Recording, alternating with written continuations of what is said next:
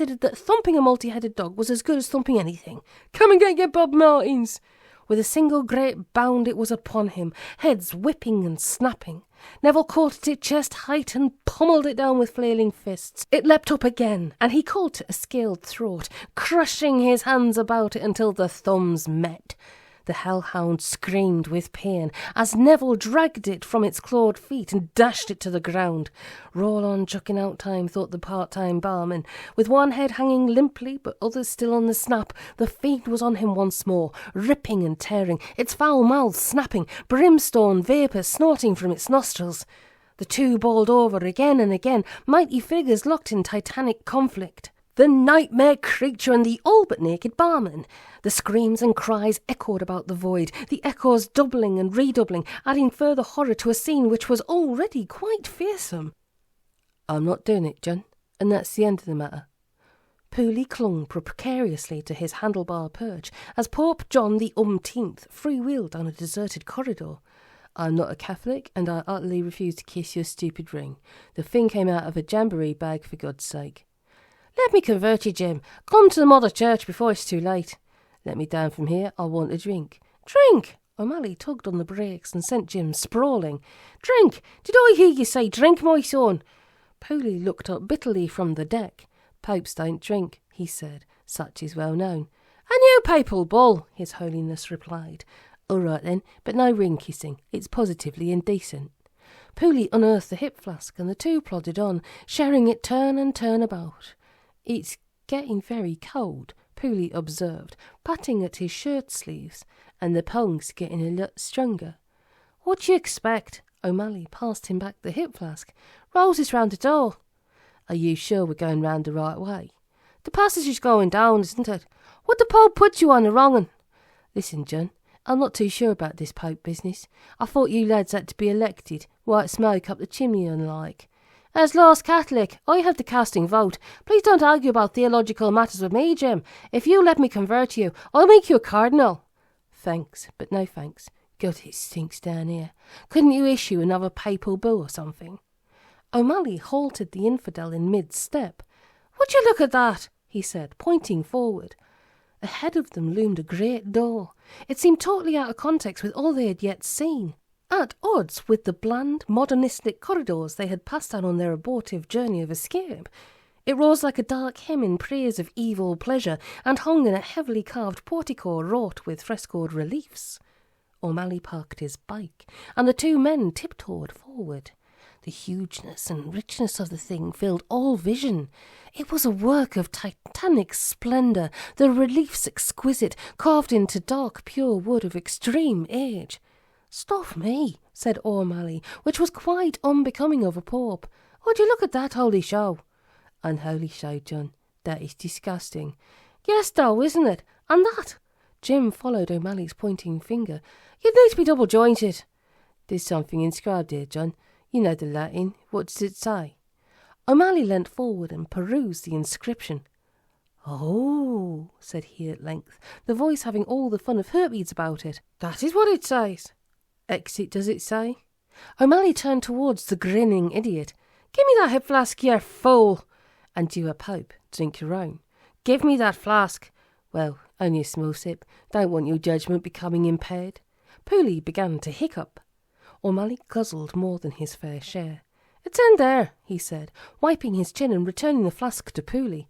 "What is?"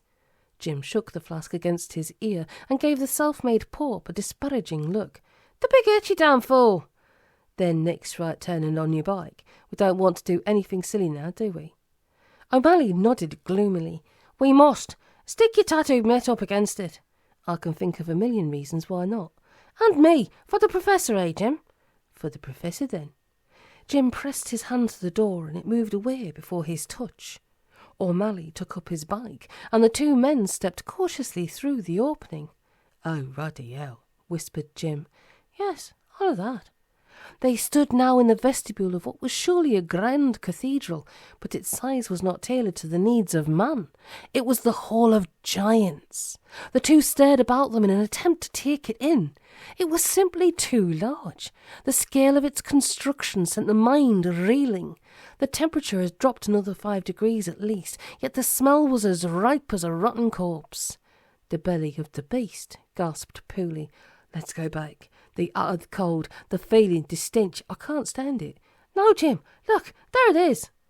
Ahead, across an endless expanse of shining black marble floor, spread the congregation, row upon regimental row. Countless figures crouched before as many flickering terminal screens, paying obeisance to their dark master. For there, towering towards eternity, rising acre upon vertical acre, spreading away in every direction, was the mainframe of the great computer. Billions of housed microcircuits, jet-black boxes stacked one upon another in a jagged, endless wall. Upon giddy stairways and catwalks, minuscule figures moved upon its face, attending to its needs, feeding it, pampering it with knowledge, gorging its insatiable appetite. "I am Latanos. I am Rometh." The Latin, the formula, words reduced to their base components, stripped of their flesh, reduced to the charred black dust of their skeletons, to the equations which were the music of the spheres, the grand high opera of all existence. Omally slumped forward onto his knees. "I see it," he whispered hoarsely, his eyes starting from his head. "Now I understand." "Then bully for you, John. Come on, let's get out. Someone will see us." Pooley fanned at his nose and rubbed at his shirt sleeves. No, don't you understand what it's doing? Why it's here?" "No, nor why should I be?" "It's what the Professor told us. Omally struck his fist to his temple.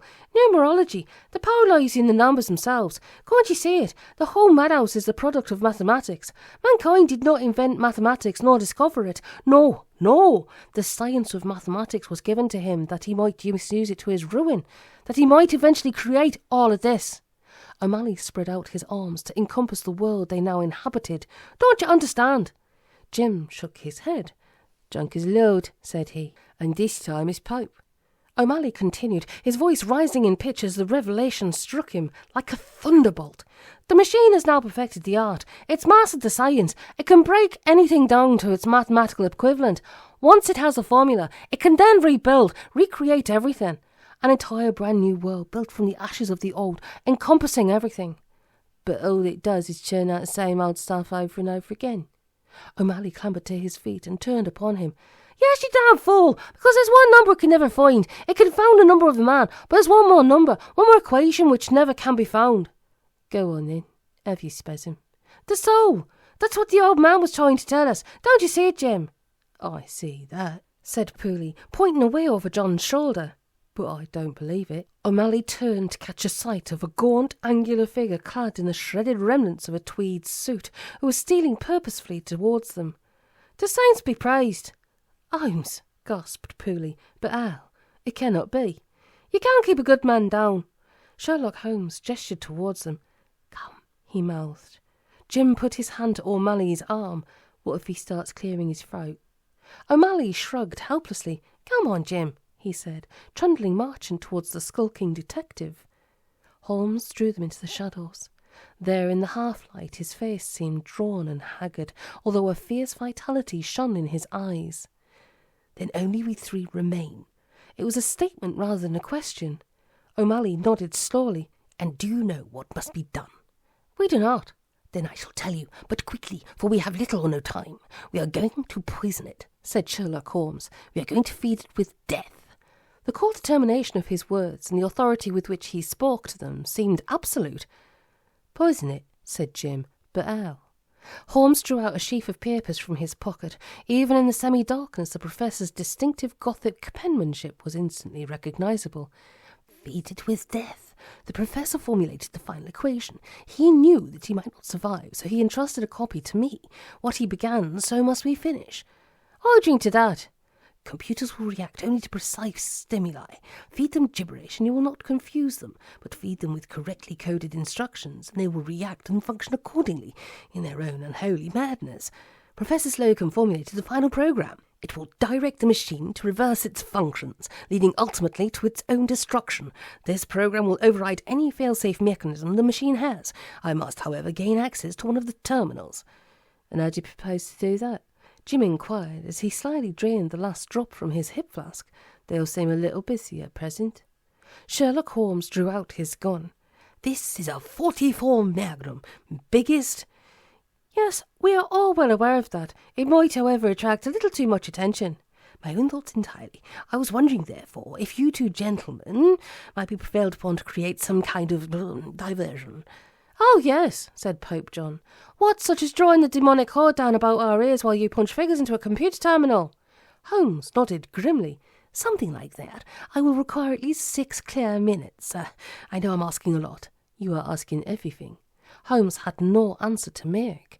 John stared hard into the face of Jim Pooley. The other shrugged. What the heck, said he. What indeed? Omally climbed onto his bike. Room for one more up front. Jim smiled broadly and tore off his metallic balaclava. Then we won't be needing these anymore. No, said John, removing his own. I think not. Raising his hand in a farewell salute, he applied his foot to the pedal. Up the rebels! Good for Harry, chorused Pooley, as the two launched forward across the floor, bound for destiny upon the worn wheels of Marchant the Wonder Bike. A strange vibration swept up the mainframe of the great computer. The figures moving upon its sphere stiffened, frozen solid. Diamond-tipped lights began to flicker and flash, forming into sequences, columns and star shapes, pyramids veering and changing, pulsing faster and faster. A low purr of ominous humming rose in pitch, growing to a siren screaming crescendo as the machine's defence system suddenly registered the double image coursing across the floor of its very sanctorium. A ripple of startled movement spread out from the base as the terminal operators took in the horror. Their heads rose to face the mainframe, their mouths opened, and the curiously mechanical coughing sounds issued forth, swelling to an atavistic howl. "Do you think they've tumbled us, John?" Pooley clapped his hands across his ears, and Omally sank his head between his shoulders as the two zigzagged on between the sea of terminals and their shrieking, howling operators. The robots were rising to their feet, stretching out their arms towards their master, their heads thrown back, their mouths opening and closing. They stormed from their seats to pursue the intruders. At the back of the hall, a stealthy figure in shredded tweed slipped into a vacant chair and flexed his long, slim fingers. "Get away there!" Pooley levelled his travelling hobnail towards a shrieking figure looming before them. He caught it a mighty blow to the chest, and it toppled down across the face of a terminal, tearing it from its mounts amidst a tangle of sparking wires and scrambled mechanisms. "Nice one, Jim." "Hard to put, John." Omally spun a hasty, wheel-screeching left turn, dodging a cluster of straining hands which clawed towards them. They dived off down another line of abandoned terminals, the robots now scrambling over them, faces contorted in hatred, anxious to be done with the last of their sworn enemy. Small black boxes were being drawn into the light, emitting sinister crackles of blue fire. The chase was on in earnest, and there were an awful lot of the blighters, with just 2 men to the bike. The figures on the high gantries now ran to and fro in a fever of manic industry. They worked with inhuman energy, tending and caring to their dark master. The lights about them streamed up the dead black face, throbbing in V formations, travelling down again to burst into pentacles and cuneiforms. They became a 666 logo 100 feet high, which reformed into the head of a horned goat, the eyes ringed in blood-red laser fire. Blackpool illuminations, it was not. Holmes laboured away at his terminal, but here and there his trembling fingers faltered, and he punched in an incorrect digit. Cursing bitterly, he was forced to erase an entire line and begin again. "You rotter." A clawed hand tore off Pooley's right shirt sleeve. "I'm down to the arm. Let's get out of here, John." "Strike that man!" As a foaming psychotic rose up before them, Pooley levelled another flailing boot. The floor was now a hell-house of confusion. The robots were fighting with one another, each desperate to wring the life from Pooley and Omally. The cycling duo thundered on. Omally wore the orange jersey. The Tour de Brentford was very much on the go. "Get a move on your pipe ship. They're closing in for the queue." John swung away once more, but the roadblocks were up. He skidded about, nearly losing Pooley, who uttered many words of justifiable profanity and made hurried tracks towards the door. The robots encircled them, black boxes spurting fire. The circle was closing fast, and every avenue of escape was blocked as soon as it was entered. Omally drew Marchant to a shivering halt, depositing Pooley on the deck. "If you know how to fly," he told his bike, "now be the time to impress me." Sadly, the old battered sit-up-and-beg showed no inclination whatsoever towards sudden levitation. "Well," said John, "I must never ask too much of a bike." Pooley rose shakily to his feet. To every side loomed a sea of snarling faces, surrounding them in an unbreakable circle.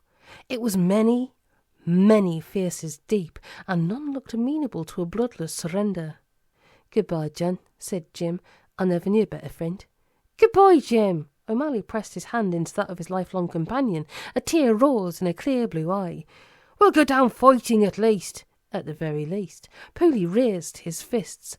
"Beware," he cried. "This man knows DMAC, the deadliest martial art known to, well, to 2 of us anyway." The crowd rose up as if drawing its collective sulphurous breath, and fell upon them. Cruel hands snatched down, anxious to destroy, to draw out the life. Omally struck where he could, but the blows rained down upon him, driving him to his knees. Pooley could manage but one last 2-fingered expression of defiance before he was dashed to the deck. The writhing mob poured forward, thrashing and screaming, and it seemed that nothing less than a very timely miracle could save the dynamic duo now. A great tremor rushed across the floor of the unholy cathedral. The lynch mob drew back in sudden horror. The black marble surface upon which they stood was being jarred, as if by some mighty force battering up at it. Pooley and Omally cowered as the floor moved beneath them.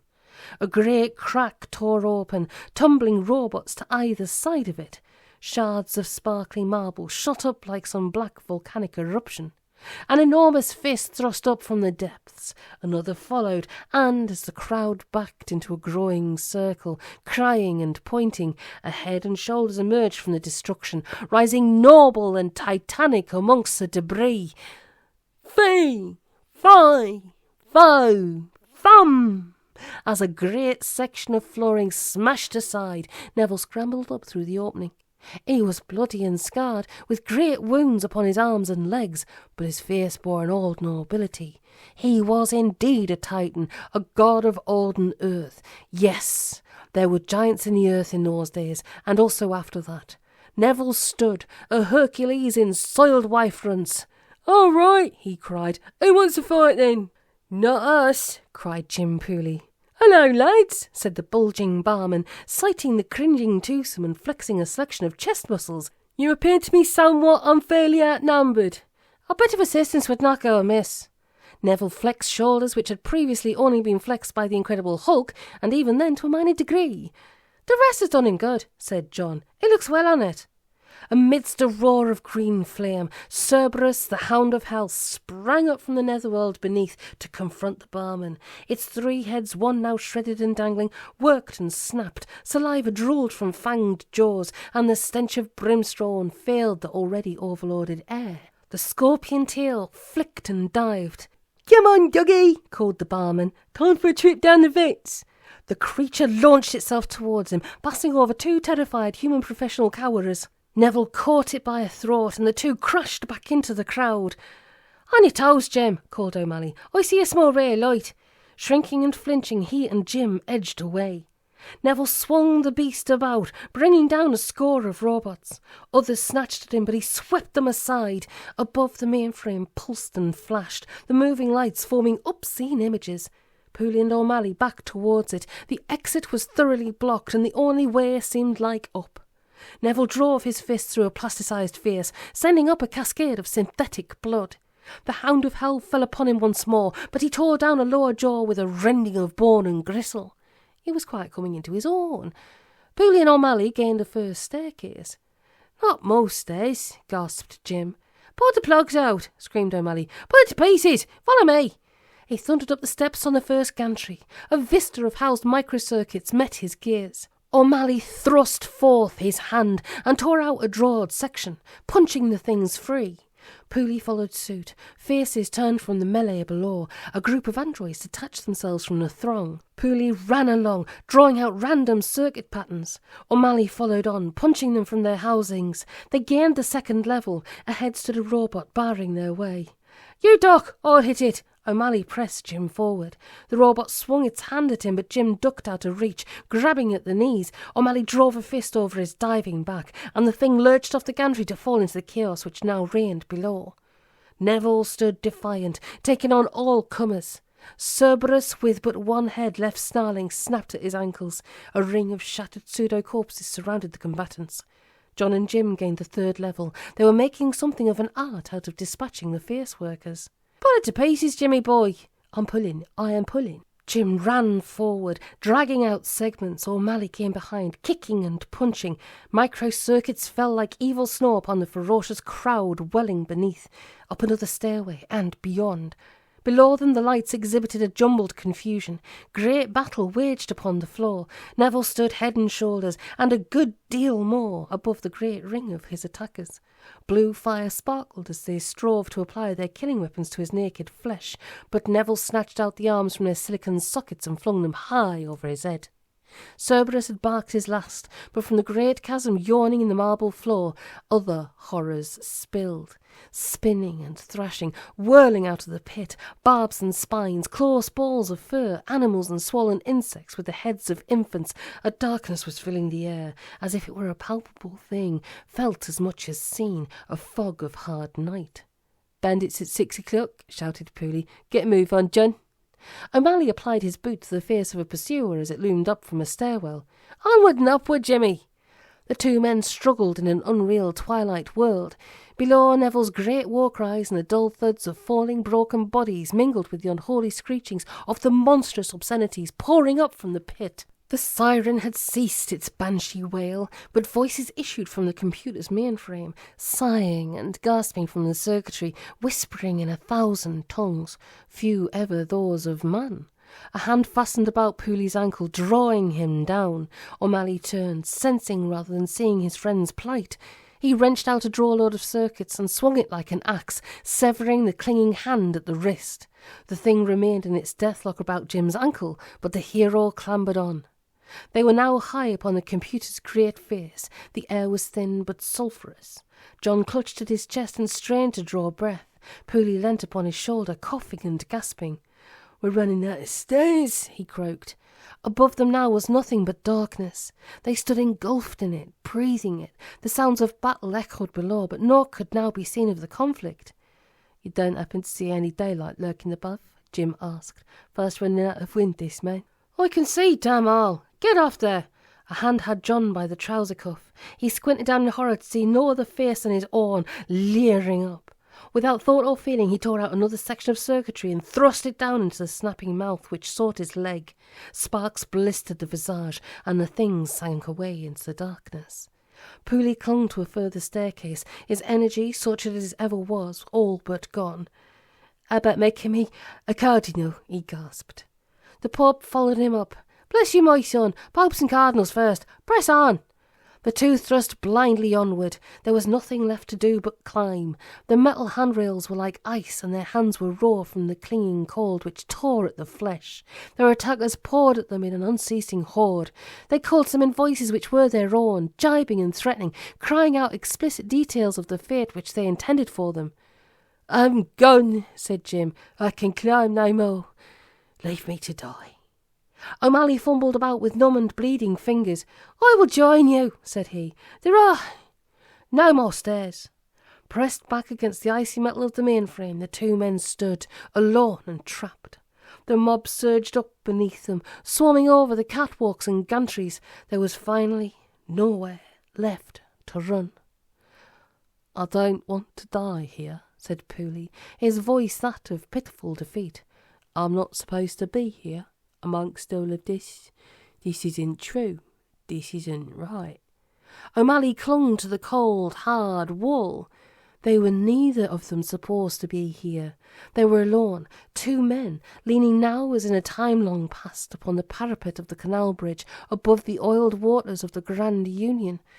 They looked down into their own reflections and those of the old stars, for the old stars always had much to say to drunken men, although little of their counsel and advice was ever heeded upon the cold, cruel hangover morning. But the truths lay there. For ordinary men, the truths always lay there upon that very moment, just before falling over. It was then, at that instant, a man was utterly himself. The truth that lay in that netherworld between drunkenness and oblivion, and dwelt where no sober man could ever grasp it. Only the drunken taste that particular reality, and that for an all too fleeting moment. Removed from all sensible thought, they made their own laws and moulded future unthinkable at sunrise. Ah, yes, John and Jim had tasted those truths upon many such occasions. "I see the light!" shouted Omally. Jim craned his head. Above them a torch beam shone down. "Get a move on, lads," called a voice. "You're late as usual." "Norman?" called Jim, squinting up at the flashlight. "Is that you?" "Sorry, we're expecting someone else." Norman stretched down an arm towards them. "A stitch in time, never one, fair lady, you know. Get a move on, will you?" "Had to hurry up." Omally shouldered Jim, who took Norman's hand and struggled up through the rooftop opening. The screaming swarm beneath were hard upon the Irishman's heel. He stretched up his hand towards Jim, and Pooley leant down, fingers straining to reach. Their fingers met, but with a cry of horror, Omally was gone. The screams of the mob welled up, and the shouts of Omally as he battered down at the creatures engulfing him were nothing, if not ungodly. Their fingers met again, and Jim drew him up through the opening. "That was quite close," said John, dusting down his trousers. "But where now?" Norman's impossible machine was parked near at hand. An icy wind screamed over the rooftop, howling and mourning. "This way," cried Norman. With tears flying from their eyes, they followed the shopkeeper. Pooley shielded his face and moved with difficulty, the gale near tearing him from his feet. The sky above was black and starless. The blank vista of the rooftop seemed to stretch towards impossible extremes in every direction. Beyond, in the vertical seas which girded the borough, strange images burst and sparkled, projecting themselves as if on 3 vast screens. But the panorama was shrinking. The streets still dimly visible below were diminishing. The building was shuddering beneath them, rising like a lift in a shaft. Its distant edges were becoming ever more distant. The building was duplicating itself. Time had run out. Holmes had not been successful. The professor's programme had failed. "The millennium!" cried Norman, as he forced himself into the driving seat. "Hurry!" Pooley clung to the handrail of the time machine. The duplicates are pouring through the roof opening, a screaming mass tumbling towards them from the smashing firmament. "This helicopter will never fly," Jim told the shopkeeper. "You've lost the last of your marbles." "All aboard now." Omally did just that as the satanic horde engulfed them. Norman turned the ignition key and engaged reverse.